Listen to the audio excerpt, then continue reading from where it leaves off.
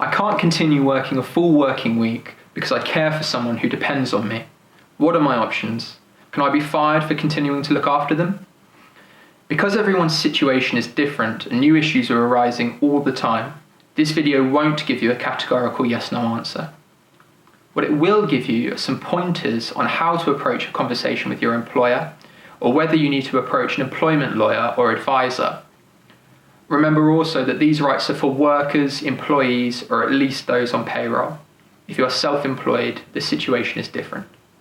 Having your children at home with you without your usual childcare may mean that you cannot go to work or that you cannot work your usual hours. This video will explore what your options are if you cannot continue working in the way that your employer wants you to because of a child or anyone else who depends on you for their care. You can ask your employer to furlough you. Now, the scheme has changed and is changing over time, so it's important to check the guidance to see if you're still eligible to be furloughed. The government confirmed that if you cannot continue working because of caring or childcare responsibilities as a result of COVID-19, your employer can furlough you. You can be furloughed not just because of the impact of coronavirus on your job, but also because of the impact of the crisis on your personal circumstances. However, there is no right to be put on furlough. Your employer can refuse to furlough you even if you are eligible. The government also discourages public sector employees from using the furlough scheme, but they are not ineligible for the scheme, and this does not stop you asking to be furloughed. There is a link to the government's guidance on how the furlough scheme works below this video. If your employer doesn't want to put you on furlough, or you are not eligible due to the time restrictions, you may want to request time off for dependents. You have the right to time off for dependents if you are an employee and it is a day one right. You do not have to work for your employer for a certain period of time. Time off for dependents is flexible. It could just be for half a day or X number of hours, but you need to be really clear and explain why it's necessary. Also remember that time off for dependents is unpaid, though some employers pay it, and it's always worth checking your workplace policies.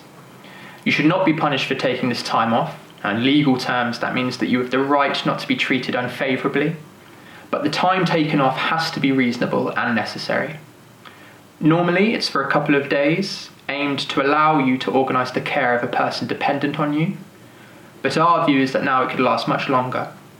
Older relatives who would usually provide childcare may have been told to self-isolate and shield. Most people have no other care options that they can organise. This will depend on your individual circumstances. Always remember that just not turning up to work would be an unauthorised absence, and you could be disciplined for this. You must always tell your employer why you're not coming into work. If you're an employee, you could ask for other kinds of leave. If you need to take time off to look after your children, and if you have more than 1 year of service, you could ask to take unpaid parental leave. As a rough summary, you can take 4 weeks off per child per year. It's unpaid, and you are normally expected to give 21 days notice to an employer. An employer can also postpone parental leave for up to 6 months if it would disrupt their operation, though in the current crisis, employers should be flexible, and it is our view that it would be unreasonable to postpone it. Unless your employer allows for more flexibility, or unless you have a child who gets disability benefits, you need to take the leave in blocks of at least 1 week. You could also consider taking annual leave, though at the end of the day, your employer has to agree to these dates. Your employer can agree to other kinds of leave, such as sabbatical or compassionate leave, but again, this needs to be arranged. And last but not least, as an employee, you have the right to request flex work. This is requesting reduced or increased hours, a change in your hours, to compress your hours, to work from home, basically to change your working conditions. Sadly, it is a right to ask, not a right to get. So you can ask to reduce your working hours to look after your children by making a statutory flexible working request. We have lots of info on what that means and how to present it on the Working Families website. Basically, your employer has to consider your request, but they can refuse because of the impact it would have on the business, so it is really important that you prepare it carefully.